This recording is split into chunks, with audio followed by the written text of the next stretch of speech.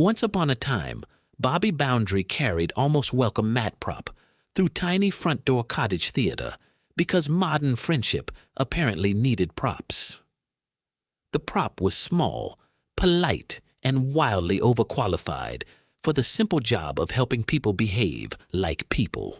Professor Crumble Clay, mascot, watched from a tiny side table, holding a notebook with the calm concern of someone who had seen this ritual before.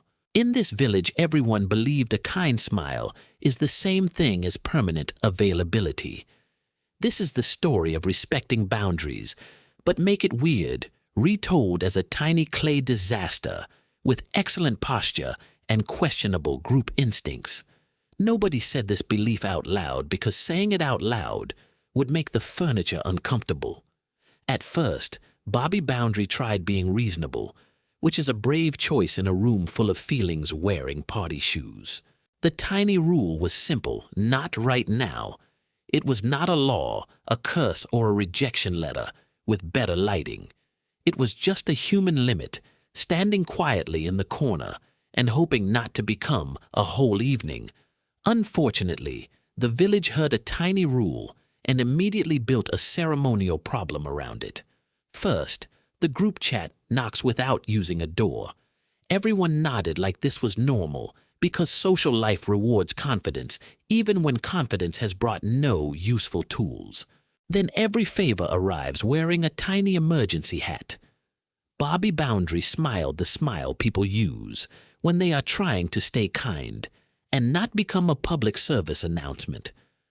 Professor Crumble Clay, mascot, wrote down one note: the mess was not evil, only extremely rehearsed. That is the special magic of modern social life. Nobody wants trouble, but everyone arrives carrying a tiny instruction manual for it.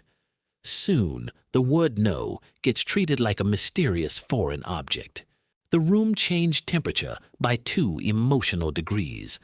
Someone suggested a compromise, which meant the simplest possible answer would now need snacks witnesses and a follow-up message.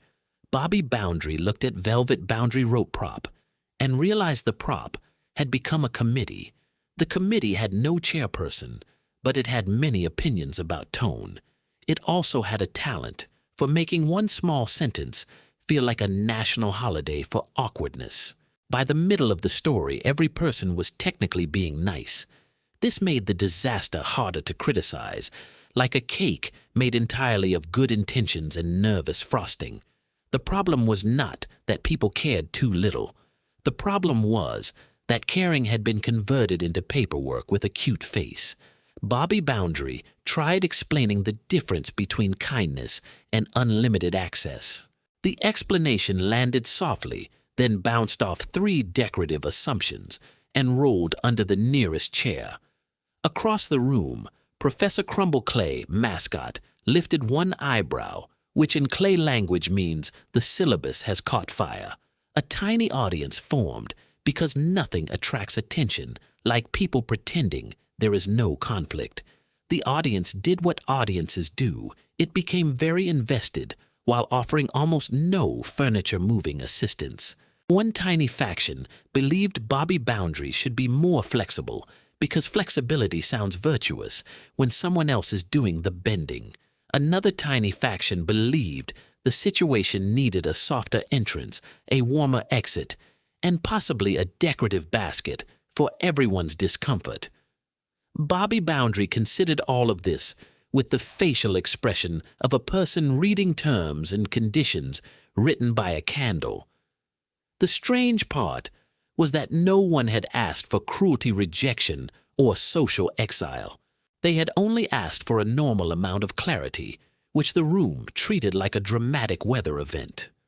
Almost welcome, Matt Prop sat nearby, doing the emotional labor of a much larger object. Velvet Boundary rope Prop waited beside it, looking official enough to make nonsense feel organized. Professor Crumble Clay, mascot, tapped his notebook once silently, reminding the room that complicated is not always the same thing as deep.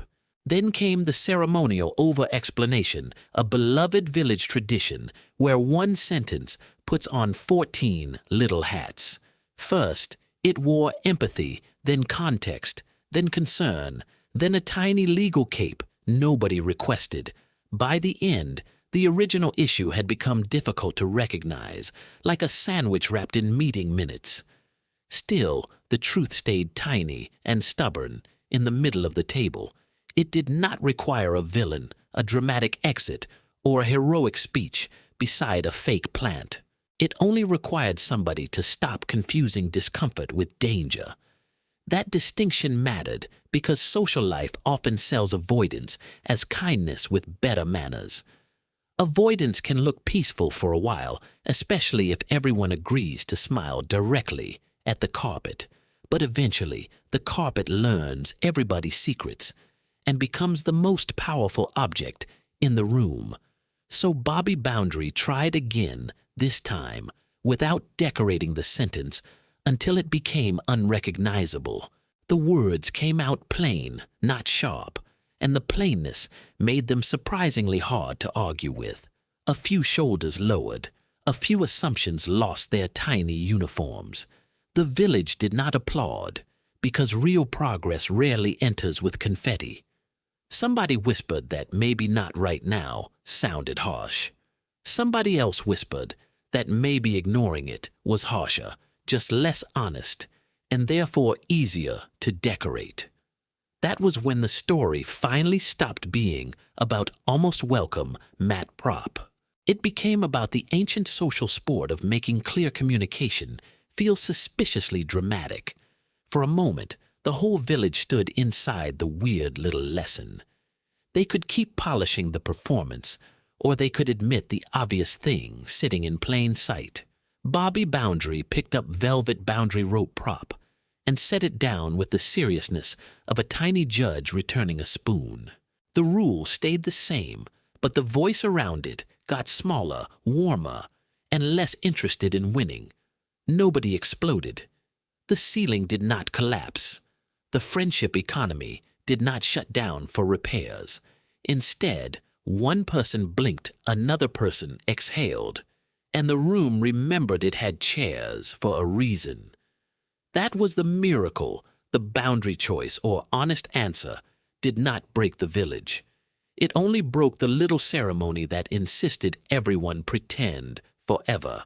After that, the village finally learns that a closed door is not a personal attack. The change was not glamorous, which is usually how you know a social lesson might actually work. Professor Crumble, Clay mascot, closed his notebook and gave Bobby Boundary the respectful nod reserved for survivors of unnecessary etiquette theater. The village did not become perfect. It simply became harder to bully people with politeness wrapped in ribbon, and almost welcome. Matt Prop returned to its humble job, looking decorative, useful, and no longer responsible for everyone's emotional weather. Once upon a later time, a calm welcome mat with a tiny hinge and a very rested face. The moral was not complicated. A tiny honest limit beats a giant confusing performance. But naturally, the village scheduled a short meeting to discuss whether the moral needed softer font choices,